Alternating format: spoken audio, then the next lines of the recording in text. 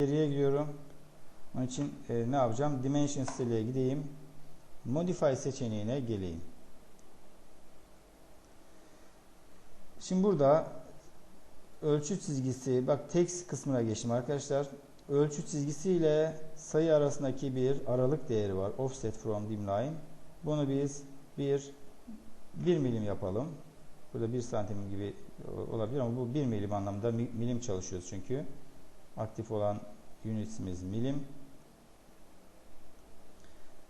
Evet. Ondan sonra ne yapacağız arkadaşlar? Burada artık bunu yaptıktan sonra bir ayarımız daha vardı. Şuradaki aynı gözüken 80 gözüküyordu böyle düşey. Bunu da görmesini istemiyorsak buradaki Text Alignment seçeneğindeki Align with Dimension Line seçeneğini seçersek düşey kısımlarda yine bu şekilde yataydaki gibi görüldüğü gibi benzer bir görüntüde çıkacaktır.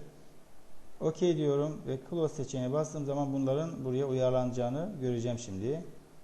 Bakın buradaki sayı aynı dediğim gibi uyarlandı. Çünkü modifiye ettik. Oradaki ölçendirme üzerinde modify özelliğini, düzeltme özelliğini oradaki kullanarak bu şekilde bu hale gelmesini sağladık. Yatay ve düşey gördüğünüz gibi bu şekilde. Sadece biz yatay ve düşey mi yapabiliriz? Bakın başka ne var? Eğik kısımlar var. Onları nasıl yapabiliriz?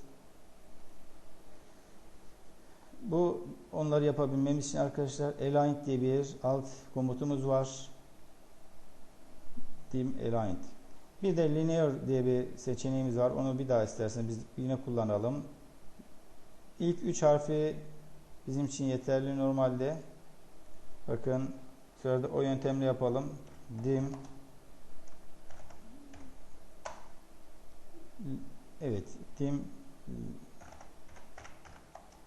Dim Linear diye yazdığımız zaman burada bu aynı şuraya